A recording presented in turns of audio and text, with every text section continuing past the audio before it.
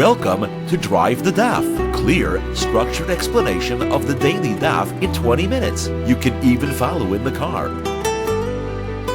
Pesachim Daf Lamed Aleph is primarily about what is the halacha when a Jew and a guy lend money to each other with a collateral, with a lien, and that collateral happens to be chametz. So who's responsible for that chametz? Is it belong to the lender or does it belong to the borrower? And if whoever it belongs to, if that's a Jew, you'll have a problem on Pesach. If it's a guy, you won't.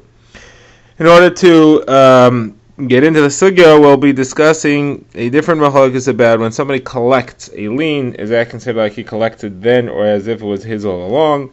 We'll have two proofs to that question. That's a machlokes Abai and Rav. We'll have two proofs to that, one of which will be from our Mishnah about a guy who lends money to a Jew and vice versa.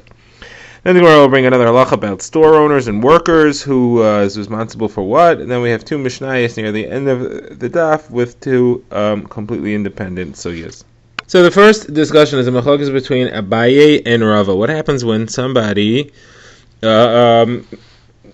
is owed money, and as a repayment for his loan, he collects a piece of land or some other object that he has a lien on. Now, when he collects that piece of land, does that mean that it's becoming his at the moment when he collects it?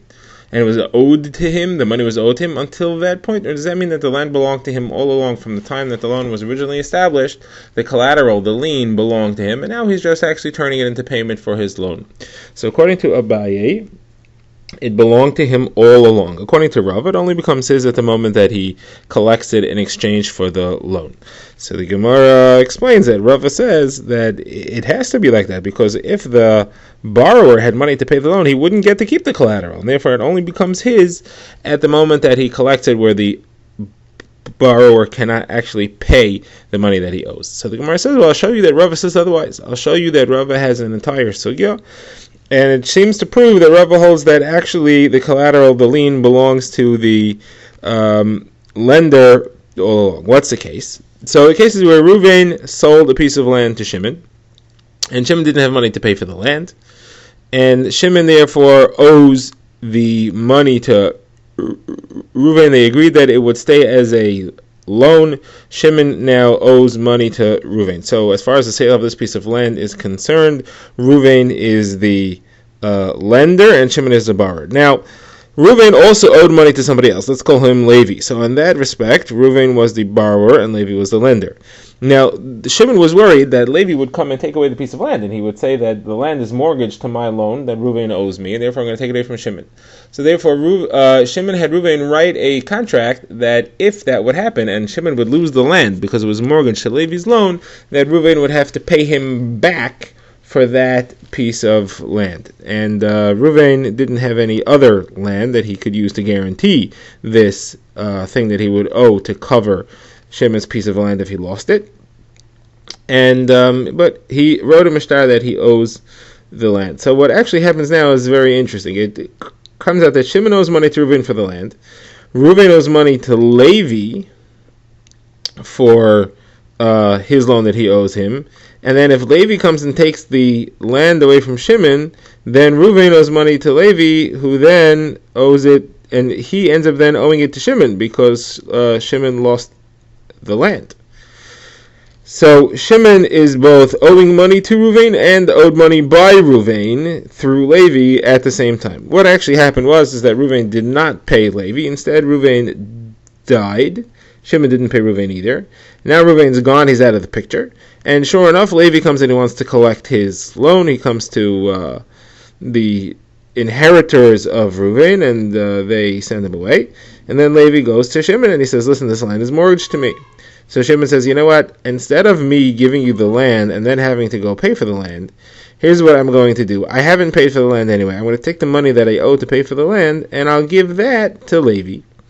And that'll be it. I paid for the land, which Levi is really owed by Reuven.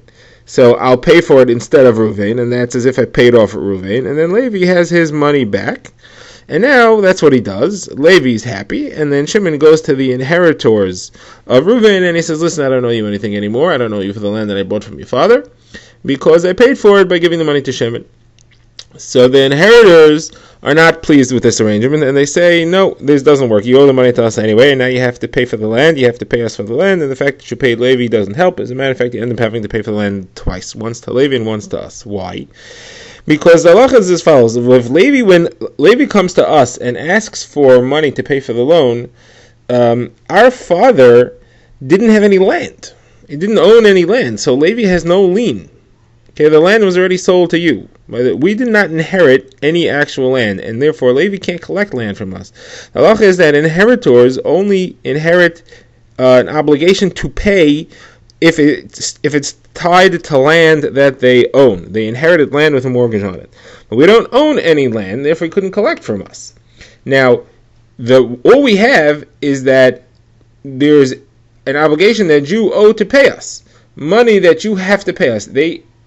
Levi can't take that away from us, that obligation, and the money that our father has that you own, you owe the money to our father, that money is not land, and therefore Levi wouldn't be able to get hold of that money.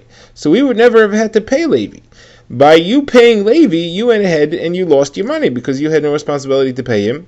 Since we couldn't pay him, he couldn't collect from us, and therefore he has no right to collect from you, you lost your money.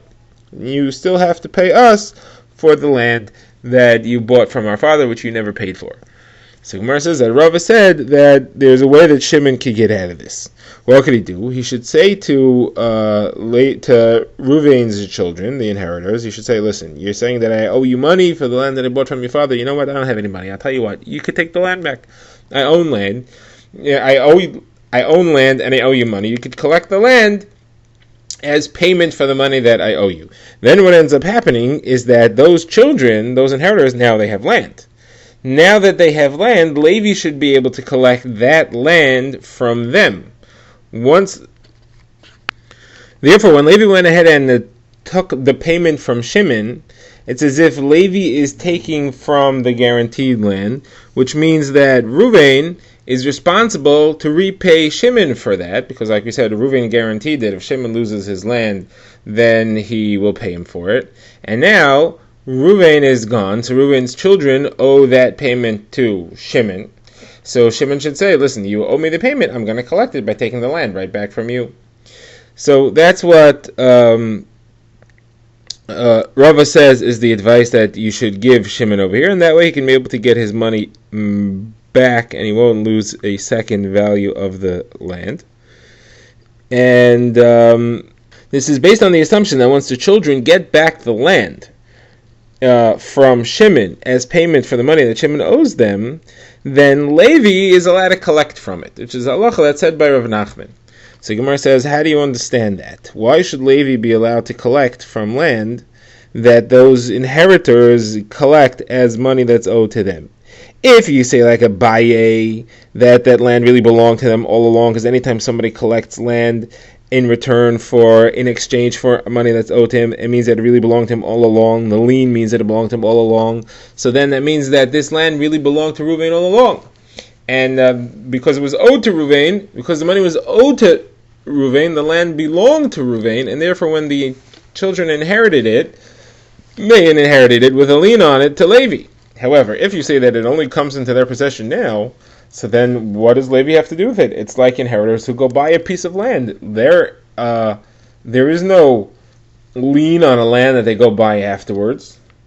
Like we said, Levi had a lien on their father, and that only applies to land that the father owned, that they inherit. So according to Abai, it makes sense. The father owned the land because it belongs to him from as soon as the money is owed to him. But according to Rava, it only becomes the possession of the collectors, which in this case is the children of Reuven. They're only collecting it at the time that they actually take it, so it's new land that they got. Reuven never owed this land to Levi. Levi never had a lien on this land, and therefore Levi doesn't have a right to take this land from those children, and then Shimon can't go and take the payment for that from Levi.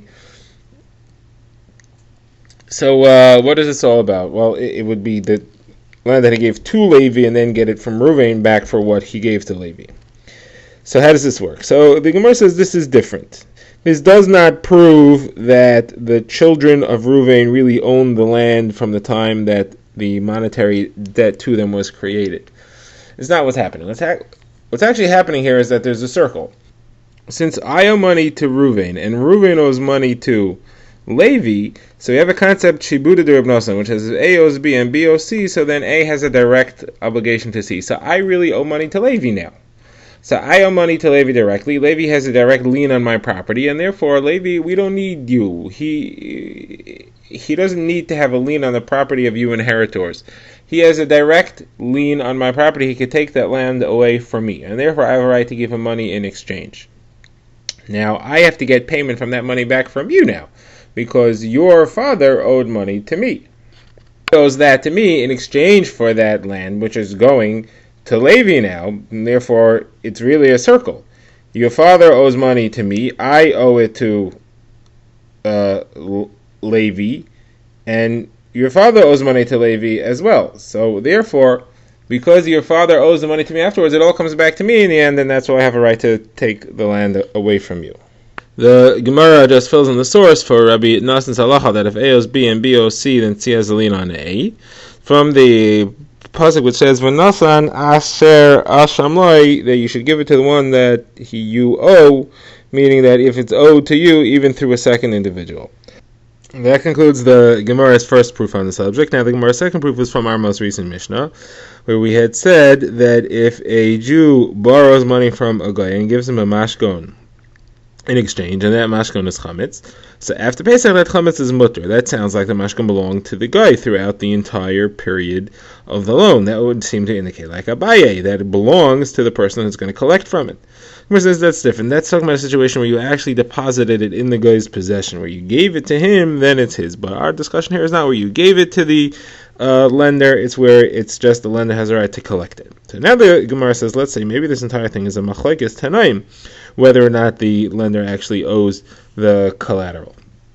Where do you see a machlokes about it? You see a machlokes between a Tanna Kama and Rabbi Meir. What is the halacha if a Jew lends money to a guy for with chametz as collateral? The Tanna Kama says that there is no iser; it's considered like it belongs to the guy, and Rabbi Meir says no, it is iser. So they would the simple pshat would seem to be that they're arguing about this halacha. Is it considered like it belongs to the lender or not? So the Gemara says, that can't be what they're arguing about, because the end of that same Mishnah says that both of these two opinions agree that if the guy lent money to the Jew, then there is an iser, and it's not considered like it's in the property of the guy. Now, if you're right that the point of the machlokes and the reisha is who has the rights of it, is it considered like it's collected by the Jew from the guy already or not? So then in the Sefer you should have the exact opposite machlokes. The reisha's case was where a Jew lent money to a guy, and in the Sefer it's a guy lent money to a Jew. You should have the same machlokes. It should just be opposite. Why should everybody agree in the case where the guy lent money to the Jew that over there it is considered to be in the possession of the Jew the whole time? That's obviously not what the machlokes is about. So the Gemara says no. So what must really be the machlokes there is a different subject. The issue is, what's halacha when a Jew has a mashgon that he took from a guy? Is it considered like it belongs to the Jew or not? And it's based on a statement of Rabbi Yitzchak. Rabbi Yitzchak says when a Jew lends money to a Jew and takes a mashgon, it's considered like it belongs to the person who's holding the mashgon. How do you know? Because the pasuk says it. If you give it back to him when he needs it, it's considered tzedakah. Now, if it wasn't yours, it wouldn't be tzedakah. It's his. So it's got to be that it belongs. It's considered like it's owned by the person who has taken the mashgon, has taken the collateral. Now the question over here is, if a Jew takes a collateral from a guy, is it considered like it belongs to the Jew? The Tanna Kama says no, and Rabbi Meir says, well, for sure it is. If a Jew takes a mashkin from a Jew, it belongs to him. So then certainly if a Jew takes a mashkin from a guy, it belongs to him. And that's why they have a machlokes in the reisha where the Jew has taken a mashkin from the guy. Now in the sefer where the guy has taken a mashkin from the Jew, there's no machlokes. Everybody agrees that the pasuk of l'cha tzedakah is only l'cha. It's only to you. It doesn't count when the guy has taken that mashkin. So now the Gemara says, well, this is all very good, but now you're telling me that when a guy takes a mashgon, it doesn't count like it belongs to the guy. But in our Mishnah, it says not that way. In our Mishnah, it clearly says that when the guy takes the mashgon from the Jew, and Pesach passes by and it was chametz, that's considered like it belonged to the guy the whole time, and it's not aser. So how could you tell me otherwise here? So the Gemara says it's different. It depends what the language was when he took the mashkon. If he says that it's yours, if you end up collecting from it, it's yours me'achshav, from now, then the guy has possession over it. If, however, he doesn't say from now, he just says that it belongs to you when you end up collecting it, then it's not the guy's, even though he's holding the mashkon. And the Gemara brings a brisa to support that this is that the word me'achshav, from now, makes a difference when you're holding on to a mashkon. The brisa discusses a case where a guy owed money to a Jew, and he gave him as a mashkon a large fancy piece of bread, which is worth a lot, a large loaf of bread, a challah. And over there, the brisa says that it belongs to the guy unless he said me'achshav. If he said higaticha, this is yours, which counts as if he said me'achshav, that seems to imply that it's from now, that it already belongs to you from the time he's giving it, then it's belonging to the Jew and it's a problem of chametz on Pesach. If, however, he didn't say that word, then it's different. So you see here that even though he's giving it to the lender, it makes a difference what he says. If he says that it's yours from now, or it has become yours, that type of language would make it belong to the lender, otherwise it would not. Okay, now the Gemara leaves the subject and introduces a brisa that's talking about when you have a store owner, somebody who owns a store, and he sells merchandise in the store, doesn't necessarily own the merchandise, and there are also workers in the store. So you have three people involved here: the store owner, the owner of the merchandise, and the workers. So the Gemara says it doesn't go by the workers. As far as the halacha, it goes by the store owner and the merchandise owner. So if the store belongs to a Jew and the merchandise belongs to a Jew and the workers are goyim, if the workers, even though the workers might be working there on Pesach, it still becomes aser because Pesach passes by and it belongs to the owners. And if it's the other way, if the store and the merchandise belong to a goy and the workers are Jews, then there's no problem with that chametz because it belongs to goyim throughout Pesach itself. Okay, this ends the Gemara. Now we get to our next Mishnah, which discusses what happens if chametz is buried under a collapsed building. So the Gemara says it's considered like it's destroyed. You don't have to do bir chametz. Rabbi Shimon says that's as long as the dog can't dig it out. If it's not near enough to a surface that a dog will expose it, then it's considered destroyed. Otherwise, you have to be afraid it may arrive, it may show up on Pesach because the dog will actually go ahead and dig it out. Now the Gemara says, Rav Chisda says, even if it's considered destroyed, you do have to do bittul chametz. You have to make it as if you have to consider it useless and valueless and like the dirt of the ground. Otherwise, it could get revealed and then it'll be yours again. Now, how deep does it have to be? The Gemara says 3 tfachim. The dog won't dig it out past 3 tfachim. The Gemara now says, does this apply to other things besides for chametz? What would be case? So let's say somebody gives you money to watch and you guard it by burying it in the ground. If it's buried within 3 tachim of the surface, is it considered not hidden because a dog could dig it out? Or all you have to do is cover it so it's not visible and nobody will steal it. And if it's covered, then nobody will see it. So it says Gemara, that's the halacha. It doesn't have to be buried 3 tachim deep. It's only chametz where the dog can smell it and he can then dig it out. But money, the dog's not going to smell, is not going to dig it out. Then it's fine. How far does it have to be? So the Gemara says 1 tefach down is enough. Okay, now we get to our next Mishnah, which discusses the halacha of somebody who eats truma, which is chametz on Pesach. So you're violating an isser of taking the truma that belongs to a kain. You've stolen from the kain, and you have to repay it. The halacha is if you steal truma from a kain, you have to give it back to him. You have to, obviously not going to give back truma because you don't have truma. You're just going to return the fruit. So what do you have to do? How do you return it? So it depends if you ate it b'shoigig or b'mezid. Did you intentionally take the kain's truma and eat it, or was it accidental? If it was accidental, so then the halacha is that you have to return fruits. You don't have to pay him for the value. The value of it is not the issue. You have to return fruits, and you have to return an extra fifth. If you did it on purpose, though, then it's yours. You stole it, it's yours. You don't return the truma, you don't return fruits, you have to pay its value. Says the Gemara, if it was chametz on Pesach, so if it was b'mezid, if you knew you were stealing it from the guy, then now you owe him the value. Well, the value is valueless. We're talking about chametz on Pesach, it has no value. Not only is it valueless, you don't even have to pay for its value that it would be worth as firewood to burn it.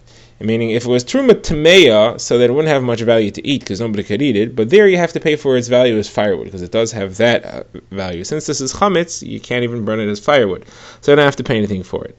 If, however, it was b'shoigeg, then you have to give back the fruits. If it was by accident, you have to give back the fruits, and you do have to return the fruits. You don't have to worry about the value because you ate fruits, you give back fruits, the value doesn't make a difference, and you do have to give the extra.